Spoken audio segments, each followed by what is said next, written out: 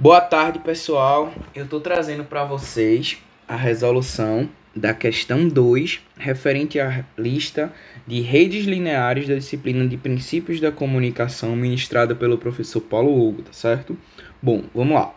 Nessa questão, o que é que ele traz para a gente? Ele dá uma equação diferencial de primeira ordem e ele pede, na letra A, que a gente ache a resposta em frequência, ou seja, o H de ômega, e em seguida a gente faça o esboço do diagrama de Bode a partir dessa resposta em frequência. Beleza, como é que a gente vai fazer isso? Bom, vamos lá. A gente vai ter que reescrever nossa equação diferencial dessa seguinte forma. Onde tem a derivada, a gente vai substituir por j ômega, onde tem y de t, y de ômega. Aqui 2y de t, 2y de ômega. E x de t vai ser x de ômega. Aí a gente sabe o seguinte, que a gente coloca em evidência aqui o y de ômega, né? Aí vai ficar 2 mais j ômega e aqui x de ômega. Então a gente faz uma razão entre y de ômega sobre x de ômega, a gente diz que é igual a h de ômega, certo? Então h de ômega vai ser, colocando em evidência esses termos, 1 sobre j ômega mais 2, tá certo? Bom, mas o que é que foi que eu fiz? Aqui já seria a nossa resposta do h de ômega. Mas eu quis melhorar essa resposta, por quê? Para eliminar o j do denominador. Para quê? Para a finalidade de facilitar as nossas contas no cálculo do diagrama de Bode. Como é que a gente faz isso? Multiplicando tanto o denominador quanto o numerador pelo conjugado do denominador, certo? Foi o que eu fiz aqui. Aí, com isso, a gente chegou nessa expressão aqui. E veja que conseguimos eliminar o j do denominador. Aí, fazendo isso, vamos ter que calcular o módulo de h de ômega. Como é que a gente calcula? Vai ser 1 sobre o denominador vezes a raiz quadrada de quem? Da parte real ao quadrado mais a parte imaginária ao quadrado. Aí, quem seria a nossa parte imaginária? Menos ômega, certo? Menos ômega ao quadrado. Aí tá aqui, essa seria a nossa o nosso h de ômega, né? O módulo de h de ômega. Aí dessa forma, para a gente calcular o nosso módulo de h de ômega em decibéis, para podermos extrair o nosso gráfico do diagrama de Bode, como é que a gente vai fazer? Vamos padronizar dessa forma. O módulo de h de ômega vai ser igual a 20 vezes o log na base 10 de quem? 4 mais ômega ao quadrado elevado ao meio menos 20 vezes log de 10 vezes que multiplica quem? 4 mais ômega ao quadrado. Aí essa primeira parcela equivale justamente a quem? Ao nosso numerador. Ou seja, esse nosso numerador aqui, ó, que foi 2 ao quadrado, 4, mais quem? Ômega ao quadrado elevado a 1 meio. A raiz quadrada a gente diz que é 1 meio. É justamente o que está aqui. E esse menos 20 log de 10, que multiplica 4 mais ômega 2, representa o nosso denominador. Ok? Aí, para simplificar, está aqui a nossa função que a gente vai extrair os pontos do diagrama de Bode. Certo? Aí, o que foi que eu fiz agora? Escolhi pontos arbitrários para ômega, por exemplo, ômega 0, 1, 10, 100 e 1000, e substituí na função os valores de ômega e obtive os respectivos valores para o módulo de h de ômega em decibel. Aí o que foi que eu fiz em seguida?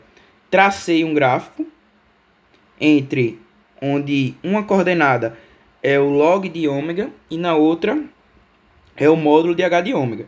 Substituindo os respectivos pontos e valores que adotamos para ômega, o que é que acontece?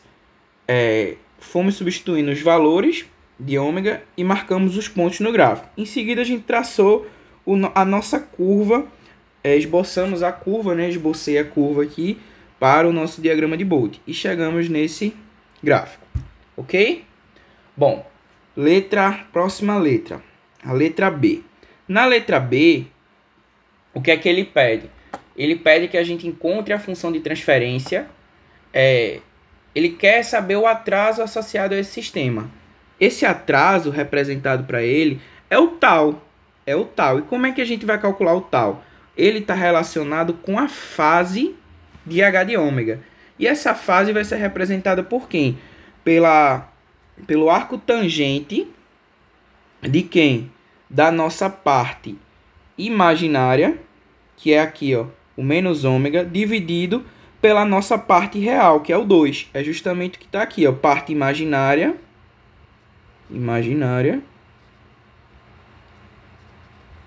pela nossa parte real, tudo de quem? Do nosso numerador. Aí o que foi que eu fiz? Para achar o nosso tal, eu tive que aplicar a derivada d de ômega da fase de H de ômega. Ou seja, o tal, ele vai ser d de ômega do arco tangente de menos ômega sobre 2. Ou seja, vai ser a derivada do arco tangente, que é quem? 1 sobre 1 mais o argumento elevado ao quadrado vezes a derivada desse argumento. Aí foi o que a gente colocou aqui. Em seguida, desenvolvemos a nossa expressão, né? Menos ômega ao quadrado vai dar menos ômega elevado ao quadrado, ômega ao quadrado, 2 elevado ao quadrado, 4. Vezes menos 1 meio, desenvolvemos a nossa expressão e chegamos no valor para o atraso de grupo representado por menos 2 sobre 4 mais ômega 2. Ok?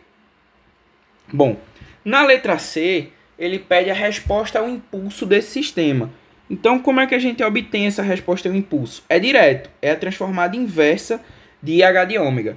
Como a gente tem aqui, ó, que H de ômega é 1 mais J ômega mais 2, utilizando na tabelinha da página 72 do LaTe, da terceira edição, tomamos como base e chegamos nesse H de T, né, resposta no tempo, que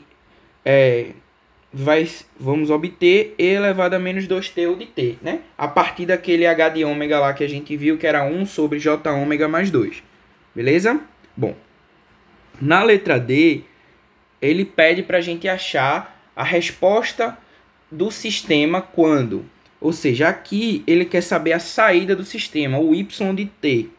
Aí ele dá diferentes valores para a entrada. Ou seja, primeiramente, o x de t é elevado a menos t, ele deu no tempo.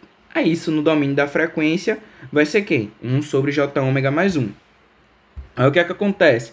Vamos ter que fazer frações parciais para achar os respectivos coeficientes A1 e A2, para depois poder transformar para o domínio do tempo novamente, através da transformada inversa de Fourier. Aí o que foi que eu fiz? Substituí o x de t, passei ele para o domínio da frequência, escrevi nessa forma dos coeficientes, eles separados, aí fiz dessa forma e achei o respectivo valor para A1 e A2. Aí o que aqui como é que a gente pode fazer também? Utilizando dessa forma, pegando a equação, viu que o numerador de x de ômega vezes h de ômega ficou 1. Aí a gente multiplica os denominadores e tira o mínimo entre os denominadores. Aí como o denominador vai ser igual, cancela e ficamos com essas equações. 1 é igual a 1 vezes j ômega mais 1 mais a 2 j ômega mais 2. E a gente desenvolvendo, vamos conseguir chegar em duas equações. Colocamos A1 em função de A2, achamos o valor respectivo de A2, em seguida substituímos o valor com o valor de A2, obtemos o valor de A1, substituímos na nossa expressão e chegamos na resposta equivalente. Após realizar a transformada inversa de Fourier, chegamos à nossa resposta que a gente queria, né? A saída, nossa resposta no tempo. Ok? Bom, vamos lá. Na letra D.2, da mesma forma, ele deu um x de ômega, j ômega mais 1 sobre j ômega mais 2. Substituindo aqui, que é h de ômega vezes x de ômega, o que é que acontece? Multiplicando, vamos ter j ômega mais 1 vezes j ômega mais 2 ao quadrado. Então, o que é que acontece aqui? Que foi que eu fiz? tirei o mínimo entre esses dois carinhas. A gente poderia tirar o mínimo, certo? Aí vai ficar quem? J ômega mais 2 ao quadrado, beleza? Aí vai ser J ômega mais 1 igual, dessa mesma forma que está aqui, ó. J ômega mais 2 ao quadrado dividido por esse dá 1, vezes A1, A1. J ômega mais 2 ao quadrado dividido por J ômega mais 2 vai dar J ômega mais 2 vezes A2, J ômega mais 2. Pronto. Aí correlacionamos com o numerador, com o valor inicial do numerador, que é J ômega mais 1. Isolando, vamos conseguir obter o valor respectivo de A1 e A2. Substituímos aqui nos valores dele ainda no domínio da frequência e, aplicando a transformada inversa de Fourier, conseguimos obter o seu respectivo valor no domínio do tempo. Uma observação: quando aparecer o termo ao quadrado, a gente vai ter que multiplicar a parcela por t, pelo fator t. Ou seja, se fosse aqui j ômega mais 2 normal, ele vai ser quem? E elevado a menos t, quando a gente passar para o domínio do tempo. Mas por se tratar de um j ômega mais 2 ao quadrado, então vai ter que haver a multiplicação pelo fator t. Ou seja, como aconteceu nessa primeira parcela aqui, ó, vai ser menos t, e elevado a menos 2t, e elevado a menos 2t, certo? Aí tem que se atentar a esse detalhe. Bom, e na última letra, que é o D.3, o que é que acontece? Ele deu que a nossa entrada seria x de ômega igual a 1 sobre j ômega mais 1 vezes j ômega mais 2. Beleza, substituindo y igual a h de ômega, x de ômega, substituindo os valores, a gente chega nesses respectivos valores aqui, que y de ômega vai ser A1 sobre j ômega mais 2 ao quadrado, mais A2 sobre j ômega mais 2, mais A3 sobre j ômega mais 1. Certo? Aplicando o MMC entre eles e fazendo as respectivas operações para correlacionar A1, A2 e A3, utilizamos dessas equações, vamos isolar